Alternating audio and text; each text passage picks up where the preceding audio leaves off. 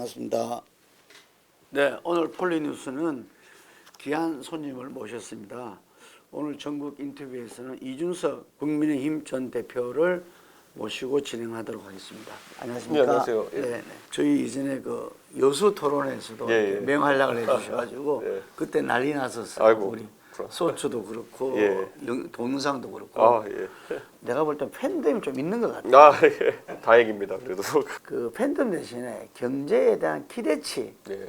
예, 요거는 있을 수 있지 않겠냐. 그러려면 뭔가 경제에 대해서 이 사람들이 국민을 위해서 이 세계 전체의 경제를 보고 이리저리 노력하고 해내고 있다.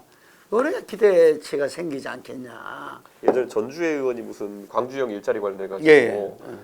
민주당도 하지 못한 입법 호남 출신 전주회가 앞장서서 국민의힘을 했다 뭐 이런 기사들이 있었어요. 네. 그런 걸 제가 엄청 띄워줬어요.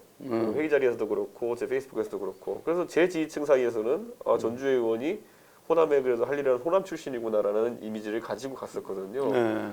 근데 본인이 못 살리더라고요. 그러니까 이게 뭐냐면 누가 누구에게 그러니까 자기 입으로 자기 칭찬하는 건 의미가 없고 누가 권위 또는 상당한 팬덤을 가지고 거기에다가 이 사람이 경제 전문가다라고 말 한마디 해주는 게 되게 중요하거든요. 근데 그게 약해요 지금. 보통 그분들이 뭐 제가 냉정하게 보면은 대선 지선 거치면서 선택을 잘못하셔가지고 이제는 본인이 어떤 전문가 타이틀 단다 하셔도 나중에 총선 때 되면은 그 대통령실과 대통령 옹호하기 했던 발언 하나 파헤쳐가지고 아마 상대 당에서 퍼뜨릴 겁니다. 그게 더 셀 겁니다. 박근혜 대통령의 사진 한 장 있는 사람은 다 그거 쓰려고 난리 났었거든요. 예, 그렇죠. 예. 근데 그거로 처음에 선거를 치를 수 있다고 안일하게 생각했던 사람들이 나중에 그 사진 때문에 되게 곤욕을 치렀어요. 예. 그때는 박근혜 정부가 이제 좀 내리막길 있던 시기다 보니까 너 지금 수도권에서 어디 박근혜 대통령 사진 팔아가지고 정치하냐 이런 식으로 욕먹이 되게 많거든요. 근데 이런 거 하나하나가 어디랑 엮이냐가 되게 중요한데 저는 좀 걱정입니다. 그것 때문에 지금. 그 우리 당의 초선 의원들이 기본적으로 달고 있는 스펙이 뭐냐면요. 윤석열 정부 옹호한다고 이상한 말 해놓은 거 있죠. 나경원 연판장에 전다고 우르르 가서 이름 실었죠. 거기에 더해가지고 이준석 쫓아낸다고 할 때 다 동조했죠. 이 세 가지를 안고 동네에서 무슨 지지층과 선거를 할 거냐. 천하람 후보가 한 10만 명 정도 최대 지지를 받을 수 있다 치면은 예. 250개 지역구 나누면은 뭐 호남엔 거의 없다 하니까 그냥 500명씩은 있습니다 동네. 예. 예, 강성 이준석 지지층이라고 하는 사람들이. 예. 근데 이 사람들은 굉장히 싫어합니다. 지금 윤석열 정부 행태에 대해 가지고. 하지만 잠재적 보수 지지층이에요. 이게 굉장히 리스크인 겁니다 지금. 대표적인 게 태용 의원입니다. 네. 태용 의원을 전 되게 좋게 보고 제가 우크라이나도 같이 가자 그랬었어요. 네. 미국 출장 때도 같이 가자 그러고 외교관 전문성도 있고 거기에 더해서 초선이니까 뭔가 당에서 좀 더 역할할 수 있게 하려고. 제가 당대표 잘리기 전에 가장 마지막으로 한 게 태영 의원 국제위원장 임명해 준 겁니다. 네. 그런데 윤리 시작되자마자 가장 먼저 저를 비판하고 나섰어요. 그래가지고 거의 불공대천이 됐어요. 제 지층에게는. 지금 민주당의 개딸이라고 하는 사람들은 수가 그렇게 많아 보이진 않아도 굉장히 활동력이 뛰어나가지고 지금 민주당에서 수박이라고 하는 분들이 힘들어하는 거거든요. 근데 국민의힘에서는 그 젊은 지지층 중에 좀 재밌는 거 만들어내는 사람들이 많이 지금 이제 돌아선 게 가장 큰 문제죠. 그 선거할 때 비가 오기를 기대하는 네. 보수정당, 당시 이름은 뭐 한나라당 생깁니다. 투표 안 젊은 했으면 총리 좋겠다. 투표 안 했으면 좋겠다는 정당이 어떻게 미래가 있느냐, 네. 어떻게 이길 수 있다고 보느냐 이랬는데 그게 이제 그 오세훈 서울시장 보선 때부터 바뀌기 시작했잖아요. 네. 젊은 층들이 네.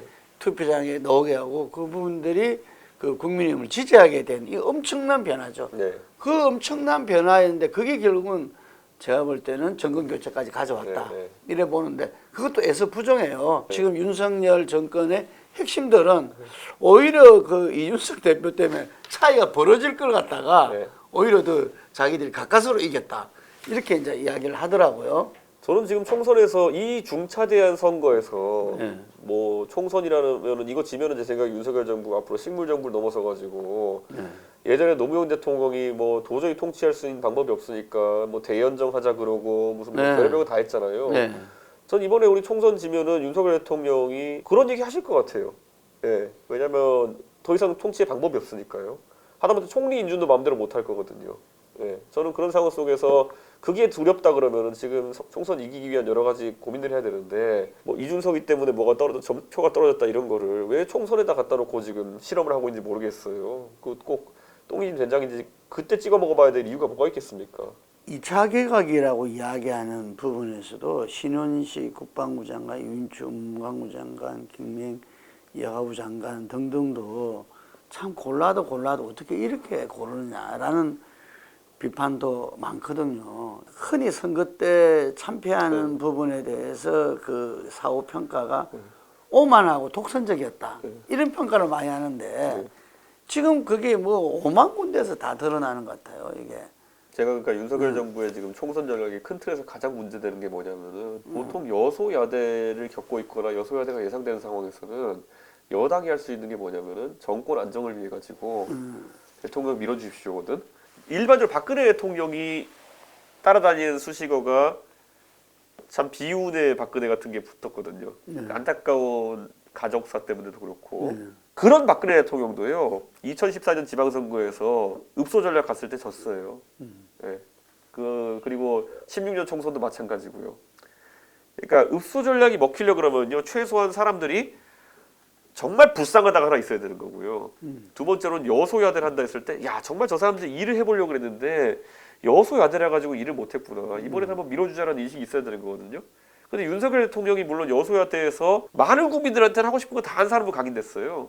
저분은 의석이 없어도 장관 임명하고 싶은 분들 다 하고 당대표도 자르고 싶으면 자르고 뭐 그리고 전당대회도 내 마음대로 만들고 하고 싶은 거 다 하는 이미지이기 때문에 별로 불쌍하지가 않아요. 여소야대의 0.7% 차이로 집권했는데도 저렇게 하고 싶은 거 다 하는 사람이면은 과반 의석을 가지면 어떻게 할까에 대해서 이재명이 이번 총선에서 주도권을 잡아가지고 다수 의석 만드는 것보다 더 무서운 게 대통령이 만약에 과반 의석으로 자신감을 가지면은 뭐 이런 거 하는 거 아니야? 막 홍범도 빨리 그 흉상 치워버려 이런 거 의석수로 밀어버리고. 그러니까 이게 그 읍소 전략은 절대 안 먹히고요. 이제 여소야대는 이런 말 꺼낼 필요도 없어요. 이미 여소야대인 게 오히려 낫다고 생각하는 사람들이 많아졌어요. 김건희 네. 관련설들이 네. 이번에 김행 부분에서도 문제가 돼가지고 거기에 대해서 뭐 법적 조치까지도 네. 김행 후보가 이야기를 하고 했잖아요. 그만큼 민감하다는 이야기인 거죠. 어떻게 누가 중심이 돼서 어떤 컨트롤 타워로 움직이는지 모른다. 근데 과연 이게 정상적인 건지. 더 탐사라는 곳에서 예. 며칠 전에 방송하면서 자기들이 가진 녹취록이 500개가 넘는다는 취지로 얘기했어요. 근데 제가 만약에 그 유튜브 언론사라고 한다면은 지금 시기에 자기들이 들고 있는 것 중에 가장 센 걸 깠을까 아니면 상대적으로 약한 걸 깠을까거든요. 약한 걸 깠겠죠. 예를 들어 이게 하나하나가 파급력이 큰 사안이거든요. 근데 500개라고 하니까 이게 이분들이 그 소위된 말로 과장을 해서 뻥카를 친 건지 아니 진짜 500개 있으면은 굉장한 거거든요. 그거는 좀 그 내용을 아신다는 분한테 어떤 내용이 있길래 그러느냐라고 했더니만은 공천에 대한 내용이 있다는 거예요. 화자는 누구냐 했더니 충격적인 사람이다 뭐 이렇게 얘기를 해요. 그분들이 의도가 분명히 혼란을 일으키려는 걸 텐데 그분들한테 낚이지 않으려고 해도 있으면 망했다라는 생각이 사람들 들게 돼 있죠. 그거 있으면은 걱정은 됩니다. 그래서 그거는.